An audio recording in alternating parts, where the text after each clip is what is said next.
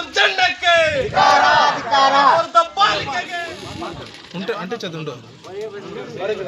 ಚಿಂತಾಮಣಿ ತಾಲೂಕು ಮುಂಗಾನಹಳ್ಳಿ ಹೋಬಳಿ ಯಸಗಲಹಳ್ಳಿ ಗ್ರಾಮದ ಹಾಲು ಉತ್ಪಾದಕರ ಸಹಕಾರ ಸಂಘದ ಅಧ್ಯಕ್ಷ ಸ್ಥಾನಕ್ಕೆ ಬುಧವಾರ ಚುನಾವಣೆ ನಡೆದಿದ್ದು, ಅಧ್ಯಕ್ಷ ಸ್ಥಾನಕ್ಕೆ ರವಣಮ್ಮ ಹಾಗೂ ಮುನಿಲಕ್ಷ್ಮಮ್ಮ ಸ್ಪರ್ಧೆ ಮಾಡಿದ್ದಾರೆ. ಚುನಾವಣೆಯಲ್ಲಿ ಇಬ್ಬರಿಗೂ ತಲಾ 6 ಸಮಬಲದ ಮತಗಳು ಬಂದಿರುವ ಕಾರಣ ಚುನಾವಣಾಧಿಕಾರಿ ವಾಣಿ ಲಾಟರಿ ಮುಖಾಂತರ ಅಧ್ಯಕ್ಷರ ಆಯ್ಕೆ ಪ್ರಕ್ರಿಯೆ ನಡೆಸಿದ್ದು, ಲಾಟರಿಯಲ್ಲಿ ಅಧ್ಯಕ್ಷರಾಗಿ ರವಣಮ್ಮ ಆಯ್ಕೆಯಾಗಿದ್ದಾರೆ. ಲಾಟರಿ ಆಯ್ಕೆ ಪ್ರಕ್ರಿಯೆಯಲ್ಲಿ ಚುನಾವಣಾಧಿಕಾರಿಗಳು ಮೋಸ ನಡೆಸಿದ್ದಾರೆ ಅಂತ ಮುನಿಲಕ್ಷ್ಮಮ್ಮ ಆರೋಪ ಮಾಡಿದ್ದು, ರವಣಮ್ಮ ಎಂಬ ಹೆಸರಿನ 3 ಚೀಟಿಗಳನ್ನು ಹಾಕಿದ್ದು, ನನ್ನ ಹೆಸರು ಇರುವ ಚೀಟಿ ಒಂದೇ ಹಾಕಿದ್ದು, ಇದನ್ನು ನಾನು ಪ್ರಶ್ನೆ ಮಾಡಿದ್ರೆ ಚುನಾವಣಾಧಿಕಾರಿ ನನಗೆ ಉತ್ತರವನ್ನು ಕೊಡದೆ ನಾಪತ್ತೆಯಾಗಿದ್ದಾರೆ ಅಂತ ಆರೋಪಿಸಿದ್ದಾರೆ.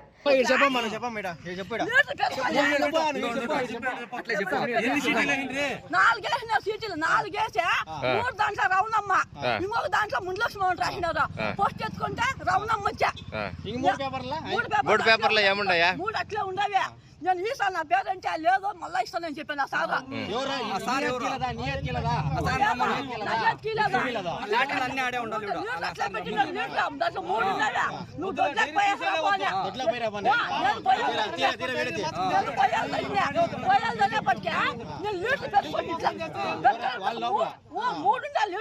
మూడు బాసుకుంటే ఆ మేడం ఇట్లా పెరుక్కుందే, బేబీ కూడా ఉంది ఇట్లా పెరుక్కుందే, రమణం చేతికి ఇచ్చేది 2 చూడ.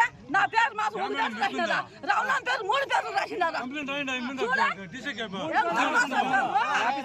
ಇನ್ನು ಅಧ್ಯಕ್ಷರ ಚುನಾವಣೆಯಲ್ಲಿ ಚುನಾವಣಾಧಿಕಾರಿ ಕೆಲವರೊಂದಿಗೆ ಶಾಮೀಲಾಗಿ ಅಕ್ರಮ ನಡೆಸಿದ್ದು, ಮರು ಚುನಾವಣೆ ನಡೆಸುವಂತೆ ಗ್ರಾಮಸ್ಥರು ಯಸಗಲಹಳ್ಳಿ ಹಾಲು ಉತ್ಪಾದಕರ ಸಂಘದ ಬಳಿ ಅಹೋರಾತ್ರಿ ಧರಣಿಯನ್ನು ನಡೆಸುತ್ತಿದ್ದಾರೆ.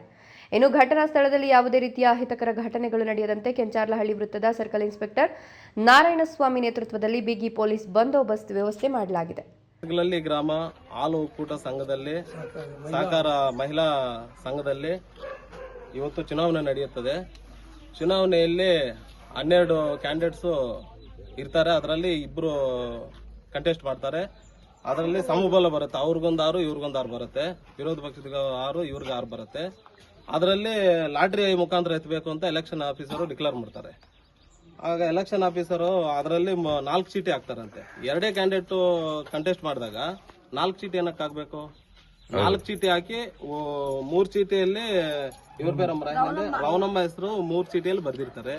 ಇನ್ನೊಂದು ಚೀಟಿಯಲ್ಲಿ ಮುನಿಲಕ್ಷ್ಮಮ್ಮ ಬರ್ದಿರ್ತಾರೆ. ಈಗ ಆ ಚೀಟಿ ಎತ್ತಿದ ತಕ್ಷಣ ಒಬ್ಬ ಚೀಟಿ ಎಮ್ಮ ಕೊಡ್ತಾರೆ ಇನ್ನೊಬ್ಬ ಅವ್ರಿಗೆ. ಇನ್ನು ಆ 3 ಚೀಟಿ ಯಾಕೆ ಹಾಕಿರೋದು ಅಂತ ಕೇಳಿದ್ರೆ, ನೀನ್ ಆಚೆ ಹೋಗ್ ಬಾಮ್ಮ ಅಂತ ಕೇಳ್ತಾರೆ. ನಾನು ಹೋಗಲ್ಲ ಅಂದ ತಕ್ಷಣ ಈಗ ಅದು ಎಲೆಕ್ಷನ್ ಆಫೀಸರು ಈಗ ಇಂಥವ್ರು ವಿನ್ ಆಗಿದಾರೆ ಅಂತ ಅನೌನ್ಸ್ ಮಾಡದೆ ಹಠಾತ್ ಕಾರ್ ಎತ್ಕೊಂಡು ಪರಾರಿ ಆಗ್ತಾರೆ. ಬಿದೇವಪ್ಪ, ಈ ನ್ಯೂಸ್ ಟಿವಿ, ಚಿಂತಾಮಣಿ.